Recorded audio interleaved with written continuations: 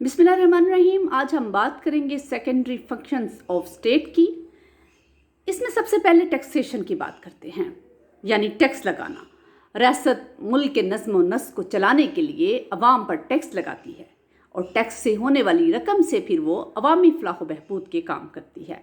Tax लगाने के लिए रियासत को कानून साजी यानी लेजिस्लेशन करनी पड़ती है। कानून साजी से मुराद ऐसे असूलों का बनाना है जिनके मुताबिक रियासत निज़ाम अदल कायम करती है ताकि लोगों को इंसाफ मुहैया किया जा सके, और मुहासल से मुराद वो ज़राए हैं जिनकी मदद से रियासत वो आमदनी इकट्ठी करती है जिसकी उसे कारोबार सल्तनत चलाने के लिए ज़रूरत पड़ती है, क्योंकि मुहासल के बगैर यानी टैक्स के बगैर कोई भी रियासत अपना निज़ाम नहीं चला सकती। अब बात करते हैं अवाम को सहूलियात फ्राहम करने की। रियासत का मेन जो सेकेंडरी फंक्शन है वो अवाम को सहूलियात फ्राहम करना है। रियासत का दूसरा बड़ा सानवी काम अवाम की ज़िंदगी को सहूलतें फ्राहम करना है, और इस मकसद के लिए रियासत डाक और ट्रांसपोर्ट और दूसरी सहूलियात जो हैं इलाज मुआलजे की वो फ्राहम करती है। तिजारती और सनती तरक्की के लिए रस्र वसाइल के लिए ज़राए अच्छे होना ज़रूरी हैं।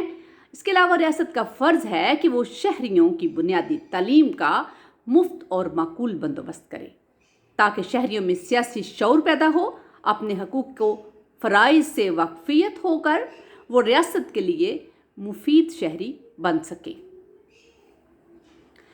रियासत का फ़र्ज़ सिर्फ बुनियादी तालीम देना ही नहीं है बल्कि आला तालीम के लिए फ़नी कॉलेज और यूनिवर्सिटियों का क़याम भी है।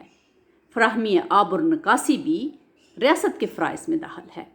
अवाम को इलाज मुआवजे की सूरत फ्राहम करना भी रियासत का अव्वलीन फ़र्ज़ है।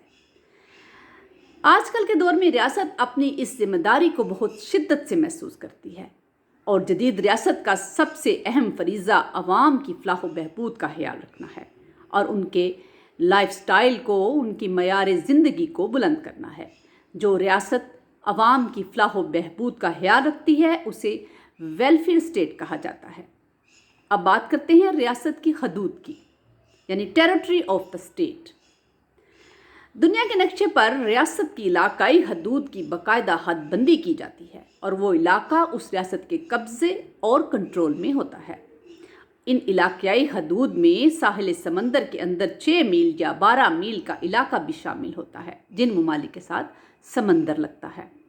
इसी तरह रियासत की फ़ज़ाई हदूद का भी तयन किया जाता है। अब बात करते हैं मेंबरशिप ऑफ द स्टेट की। दौर जदीद में किसी रियासत या मुल्क का कारकुन या शहरी बनने के लिए ज़रूरी है कि वो शख्स उस रियासत या मुल्क में पैदा हुआ हो। इसीलिए आमतौर पर जो शख्स किसी मुल्क या रियासत में पैदा होता है वो वहाँ का रुकन या शहरी तस्वर किया जाता है, बशर्ते का उसका बाप भी उस मुल्क या रियासत का रुकन हो। किसी रियासत का शहरी होने की बुनियाद पर रुकनीत अता की जाती है। उसके लिए हर रियासत के अपने कवायद और ज़वाबत हैं। इन कवायद और ज़वाबत पर अमल करके कोई गैर मुल्की भी इस रियासत की रुकनीत या शहरियत हासिल कर सकता है। लफ्ज़ सिटीज़न और सब्जेक्ट तकरीबन मिलते जुलते हैं, लेकिन उनके दरमियान थोड़ा सा फ़र्क है। लफ्ज़ राया जो है वो अतायत और फरमाबरदारी का तस्वर देता है, जबकि शहरी का लफ्ज़ आज़ादी और मसावात का तस्वर पेश करता है। रियासत के हर शहरी को ये आज़ादी, मसावात और तहफ़्फ़ुज़ आइनी तौर पर हासिल होता है। इसके अलावा रुकन या शहरी का रियासत के साथ एक कानूनी रिश्ता होता है। इसीलिए अगर कोई शख्स रियासत से नकल मकानी कर ले तो भी उसकी शहरियत यानी उसकी सिटीज़नशिप जो है वो ख़त्म नहीं होती, क्योंकि रियासत के साथ उसका ये रिश्ता ज़ाती नौयत का होता है। एक रियासत के शहरी को किसी दूसरी रियासत की शहरियत हासिल करने के लिए कुछ शराइत जो हैं वो पूरी करनी पड़ती हैं। किसी रियासत का रुकन होने की बुनियाद पर उसे बहुत से हकूक़ और मरात हासिल होती हैं जो किसी गैर मुल्की या गैर रुकन को हासिल नहीं होती। जहाँ शहरियों को कुछ हकूक़ हासिल हैं वहाँ उन्हें रियासत के लिए कुछ फ़राइज़ भी अदा करने होते हैं। मसलन जंग के दौरान रियासत हर शहरी से ये तवक्का करती है कि वो अपना तन मन धन रियासत पर कुर्बान करेगा। इसके बरअक्स किसी गैर मुल्की से ये तवक्को नहीं की जा सकती। इसी तरह राया से भी मुल्क जो है वो वफादारी की तवक्को करता है। آپ بات کرتے ہیں کہ شہریت یعنی سٹیزنشپ اور نیشنلٹی میں کیا فرق ہے؟ قوم سے مراد کسی شخص کا کسی خاص قوم یعنی نیشن سے تعلق رکھنا ہے، جبکہ شہریت سے مراد کسی شخص کا کسی ریاست کا رکن ہونا ہے۔ قوم سے مراد اشخاص کا ایک ایسا گروہ ہے جن کے مفادات اور روایات ایک ہوں۔ ان کا مذہب یا زبان کا ایک ہونا ضروری نہیں ہے۔